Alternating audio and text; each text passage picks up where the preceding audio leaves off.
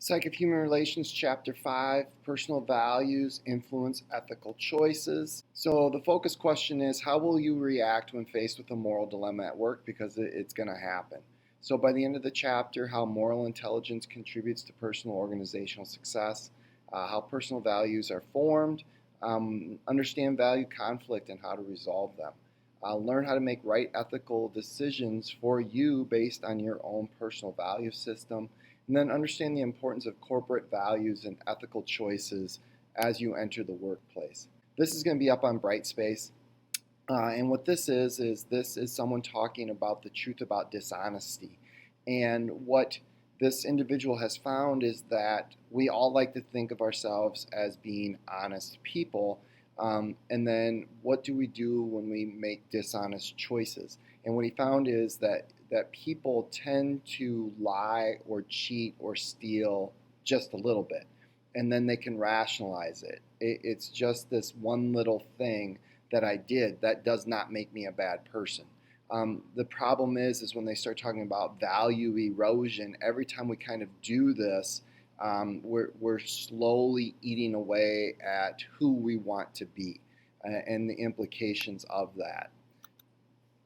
So when we look at that very first thing, moral intelligence in the workplace, moral intelligence is our ability to see how our core principles should be applied to what we think is important, how we act, and the goals that we set for ourselves. And so they talk about character, which is our own personal way that we act. So how people view us. And so that includes things like honesty, integrity, and moral strength. And one of the keys to this is integrity. Integrity comes from a term that means intact. So when we know what we think is important, when we say things that relate to what we think is important, and then how we act goes along with what we know and what we say, those things are in alignment. We have lots of integrity. It's when we know and say one thing, but then do something else, that's when we lack integrity. And so when you kind of think that way, that, what I think, what I say, and what I do are all in alignment, people know who you are. And that makes you more reliable. It makes you more dependable. And it makes your behavior predictable. So when we look at how personal values are formed, these are things that kind of happen over time. Now, some of these are deep-seated in our personality. A little of this is going to be just kind of how we're born. It's the nature of things. However, we also pick things up as we go. And these values are at different levels of awareness. There's certain things that we know for sure that we value. There's other things that maybe are kind of underneath the surface that we value and we don't really realize until we're in a situation where all of a sudden we walk away and we don't feel very good about how things went. Maybe we don't like what was said or what we did, and that kind of tells us that that's something that's important to us and maybe we really weren't fully aware of it. So how are they formed? We're going to go through all 5 of these things. It's a 5-part process.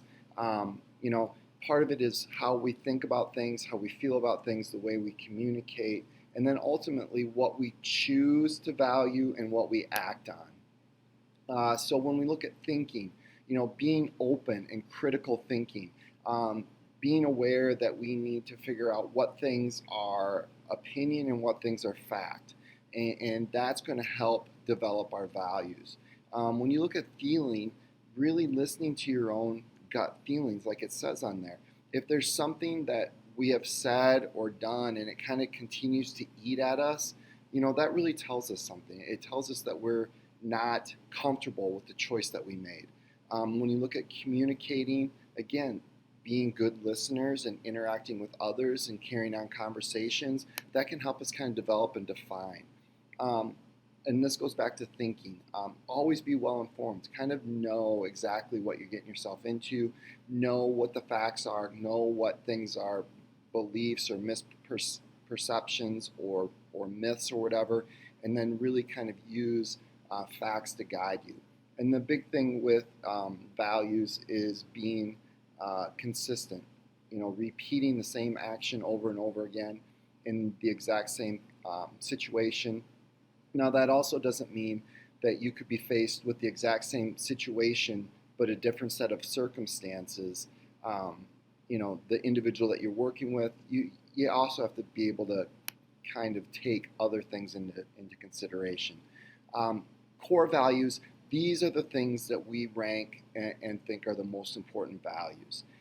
And these are the things that are really going to kind of guide us throughout most of our lives. When you're able to identify those core values, those 4 or 5 things that we think are most important, you really have an understanding of who you are and who you want to be, and that can help you make those decisions, those when you choose and act and do that consistently. So some of the ways that our values are shaped, these are all the different ways, and we'll kind of go through each of them. When you look at generational, again, the thing to keep in mind is these are averages. These are the things that, on average, they value or think are important, or descriptions of people. You also have to take, again, into consideration individual circumstances. Family plays a very important role in shaping our values, because a lot of what we learn comes from our parents, our siblings, our aunts, uncles, grandparents. And so when you have situations where people maybe don't have that close-knit family or don't have as much family time and interaction, that makes it difficult to kind of shape values. The religious groups that we belong to, the messages we're hearing on Sundays, and those are important in helping us decide what we think is important.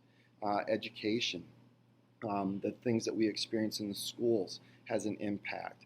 Media, TV, movies, social media, those things all influence what we think is important, for better or for worse. And we also tend to model the behavior of people that we admire. So when you're looking at how do I identify these core values, usually we have somewhere between 4 and 5 core values. And then once you've listed those things that you think are most important, reflect on how well do you live up to that particular value. In what ways might some of your core values conflict with each other? So for example, being a working dad, I want to be a good employee, but I also want to be a good father. And sometimes those things conflict, because sometimes I need to be at work and I also need to be at home. And so how are you going to kind of balance those two things? So when you look at values drift, I talked about this a little bit earlier, over time we can kind of lose sight of what our values are. And again, it's all of these really small decisions we make throughout our lives that can erode our values. Again, it's not any one thing. It's kind of like, when you talk about maybe a flood, any one raindrop isn't a big deal. It's all the raindrops put together, it becomes a big deal. So, when you look at your day-to-day life, keep kind of track of where did you do a good job, where maybe did you slip a little, and how are you going to do better the next day. I already kind of mentioned this already. We're going to have value conflicts, just because we're going to have our own internal value conflicts, but we're going to have conflicts with other people, especially when we start talking about a more diversified workforce and a more global workforce, working for companies that do business overseas. You're not going to all have the same, and so you're going to have clashing that can cause problems. And the other thing is when you have these value conflicts, you also see this work or eat away at work. You see people who miss work more often if they don't feel like their values align with the people that they're working with, or their managers, or the company. It just makes it hard to show up every day and be committed to what you're doing. And then it also impacts the way you interact with the people who are doing business with your employer or your company. If you don't feel committed to what it is that they're doing, you don't always do a good job. So when are some of these conflicts most prevalent, I guess, or how do you deal with this? Again, when you are held between 2 or more strongly held values, again, being a good parent and being a good employee both take time, and how do you manage that and how do you balance it. But if you can clarify your values, if you can kind of say, okay, this value takes priority, it makes decisions a lot easier. And so when you do find things getting complicated and you're struggling, look at your values, really rank them. And they talk about 9/11. Americans really value a couple different things. One is our freedoms and our liberties and our safety and our security. And that's common, not just in the United States, it's common everywhere. It's even common in our own personal lives. And so when we're under threat, we value safety and security more so than freedom and liberty. Now, on the other hand, when that changes and everything is safe and secure, we want to make sure that our freedoms and our liberties are preserved. And so there's certain situations like times of war where those values are going to rebalance themselves because it's the natural flow of things. And I already talked about this. As companies and workforces are getting more diverse, it's more likely that these value conflicts are going to take place. The other thing is when we kind of look the other way, when we know things are wrong, that compromises not only our integrity, but what's going to happen is it encourages this wrong behavior, and it just makes things more frustrating. And so it's going to take some time for you to kind of figure out, how can I deal with this problem and how can I fix this problem? So one of the ways we can do this is by having these ethics, these ideas of what we believe are right, wrong, good, proper, improper. They don't always tell us exactly what the course of action is, but it gives us a way to think about and decide amongst our options. The other thing is there's usually no one good, right, perfect answer, and that makes things a little bit more difficult. But these give you rules to help you decide what you should do and how you should judge things and what actions you should take. Work is going to present ethical dilemmas. It's just kind of the nature of things. And each organization, each profession has their own ethical standards. And sometimes, in order to make ends meet or to accomplish some of the objectives, people feel the need to violate these ethical standards. To make things worse, there's lots of gray areas in life where there is no clear delineation between right and wrong. I already mentioned the fact that a lot of times we have multiple options on how to pursue this, and a lot of times those options aren't the one right or wrong answer, and that makes things a little bit difficult. And it's really important for us to develop our own personal code of ethics. Zappos, and this was in the book, this is right on their website. This is their 10 core values. And the reason I put it on here is there are a number of companies who have begun to express and document what their core values are. And what that tells you is, if you're looking through this and you're like, wow, those are some of the same values I have, that kind of tells you that that's a company that you'd want to pursue working for. When we look at what are some of the things that you're going to face in the world of work, and these statistics are from 2013, I probably need to try and find some more recent ones, but 4 out of 10 workers see misconduct on the job. 25% say that this misconduct is ongoing and repeated. So this is something that happens quite often. And what makes things even worse is 60% of these are committed by managers or someone that's higher up than you are. And that puts you in a really bad spot. Almost 1 in 10 Americans report feeling pressured to compromise corporate standards. And when you look at this, 2/3 of companies surveyed include ethical conduct as performance measures in employee evaluations. So they're going to tell you, this is what we believe ethical conduct looks like, and 66% of companies are going to use that to measure whether you're a good employee or not. So now, how do you make the right ethical choices? Again, all of this comes back to you learning how to determine the difference between right and wrong. Some of the things that you don't have to maybe come up with on your own is look at what professional groups put out there, or what your own employer's code of ethics are, because that can help you know what you should or shouldn't do. restrain yourself from going down the wrong path. When you see misconduct, when you see things not going the way that they're supposed to be going, don't let that shape you into doing the same thing or kind of ignoring it. Never sacrifice a principle for a short-term gain. That always kind of gets us in trouble.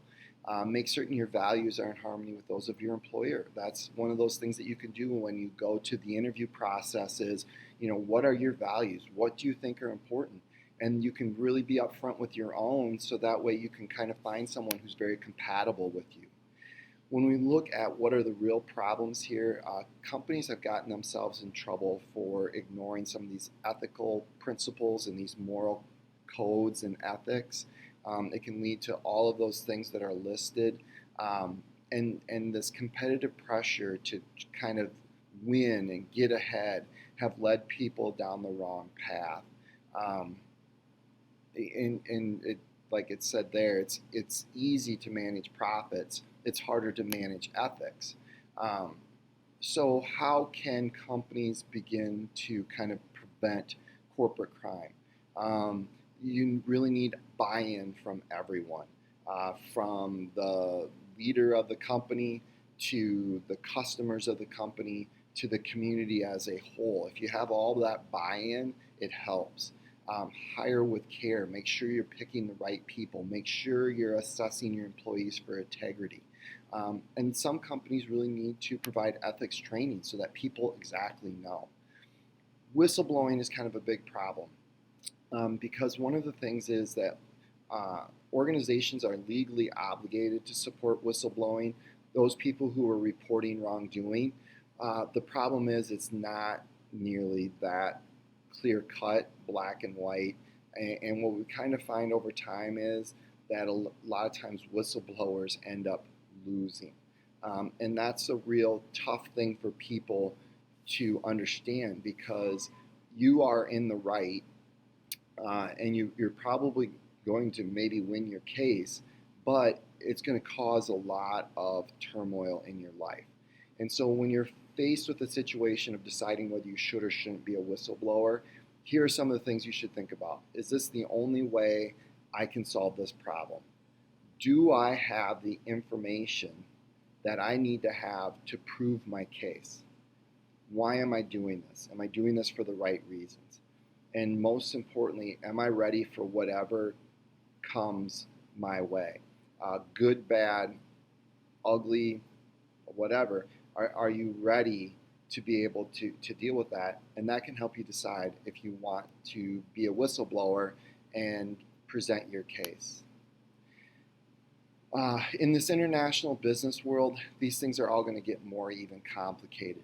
And we're already seeing that in lots of companies who are dealing with products being made maybe by children, child labor, by people who work long hours and get low wages. And so this is something that is going to be kind of a continuous, ongoing, and probably expanding problem. The global marketplace is an ethical minefield. There's some countries where it's expected that you're going to have bribes and kickbacks, and that you're going to pay these fees that maybe aren't necessarily what they're intended for. And so businesses have to deal with that. There have been some progress over the last few years, but still there's problems. So for example, currently with China, they steal a lot of intellectual property from the United States, but we have to do business with China. And so right now we're kind of negotiating and trying to figure out what that means, what that looks like, what we should do with it, and how we should pursue it in the future. And there's no really good, easy answer to that.